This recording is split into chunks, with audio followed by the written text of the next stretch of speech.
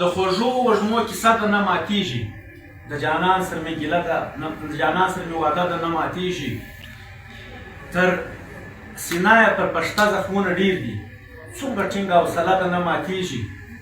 او ته بیا ته غلط، ته بیا ته غلط، زه بیا هم ته غلط، څه بیا خوند د برکته نه ماتېږي. زه بیا هم ته غلط، ته بیا ته غلط، څه بیا خوند د برکته نه ماتېږي. ښه زه د خو ما زویره د خو اخري شعر یو ستا لپاره بل رالیکوم.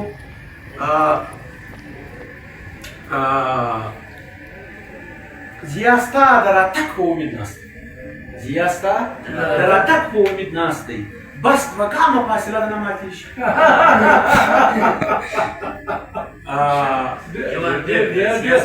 زیا ستا د راتګ په امید ناست دی، بس دوه ګامه فاصله ده نه ماتېږي. دغه یو شعر دی، دا هم ستا په نامه رالیکوم.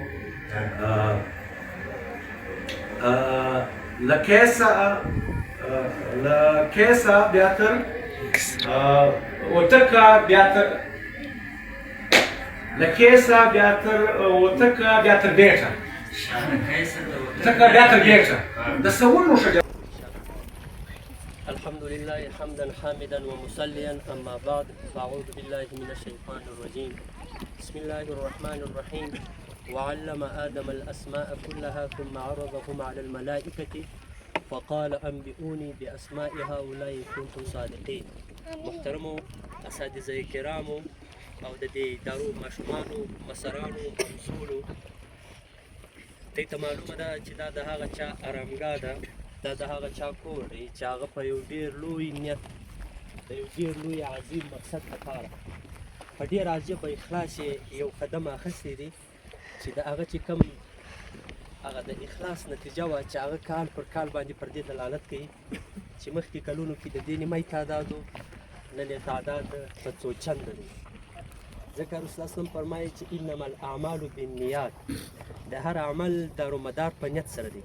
دې سړي یو عجبه نیت راخستی و، کله کله به مدرسې لره راغلی، د مدرسې په چمني کې به زه له خور سو د بالښت به څنګ ایله کوي، نو بیا به ویلې چې مولي صاحب ما یو فکر راخستی دی، یو اداره مو په مخ اخیستې ده، نو زما زړه دا غواړي چې ته په روحاني معنوي دیني علومو کې راپورته سئ په صحیح معنا، او زه غواړم چې دلته داسې یو اداره یو داسې کار وکړم چې په عصري علومو کې او منظم او سمبال ماشومان او نوي نسلونه جوړ کړم، دنیا ته یې ورکړم.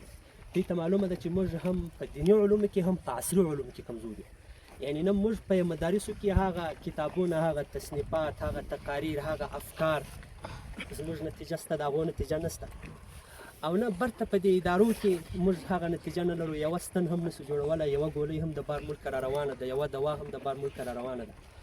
او دغه اسلام چې دی هغه دا دین چې دی هغه و د عصري علومو ته هم ضرورت لري، ځکه دا اسلام دا دین دا هم غواړي چې ښه انجینیر او ښه پایلټ او ښه ساینسدان او په طب کې ماهر او ښه انجینیر پروفیسر چې دا د اسلام او د دین خدمت کوي.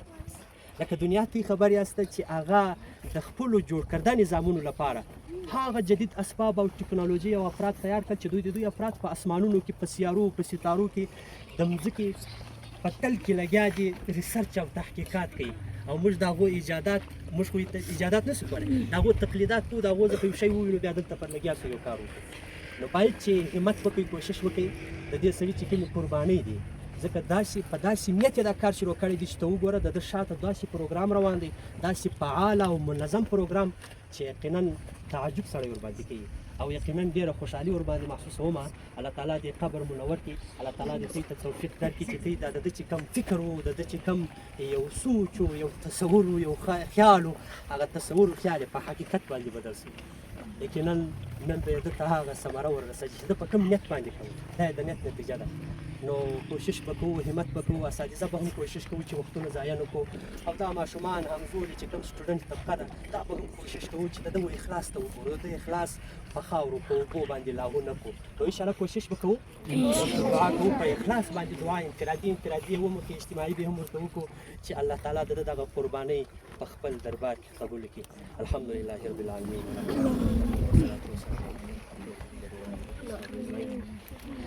ربنا إننا سمعنا منادي ينادي للإيمان أن آمنوا بربكم فآمنا ربنا فاغفر لنا ذنوبنا وكفر عنا سيئاتنا وتوفنا مع الأبرار. ربنا اغفر لي ولوالدي وللمؤمنين يوم يقوم الحساب. ربنا اغفر لي ولوالدي وللمؤمنين يوم يقوم الحساب.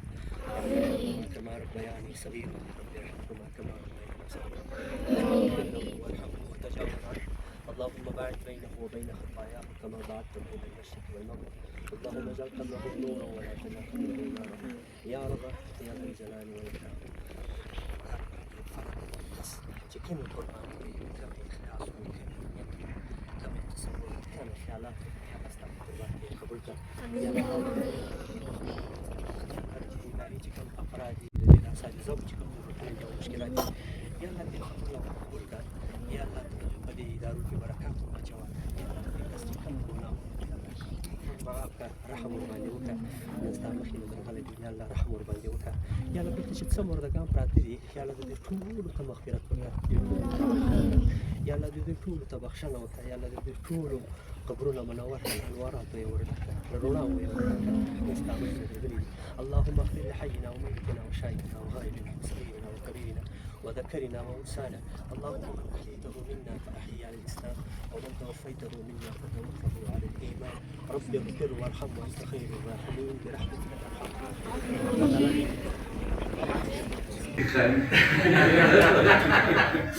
ارحم ما شهران دي دا په پېښ دا شهران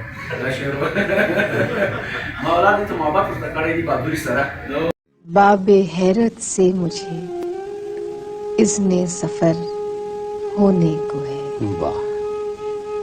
बाब हैरत से मुझे इज़्ने सफर होने को है तहनीयत ए दिल के अब दीवार दर क्या कहने होने को है सुभान अल्लाह खोल दे जंजीर दर और हौस को खाली करे खोल दे जंजीर दर और हौस को खाली करे जिंदगी के बाग में अब से पहर होने को है। वाह वाह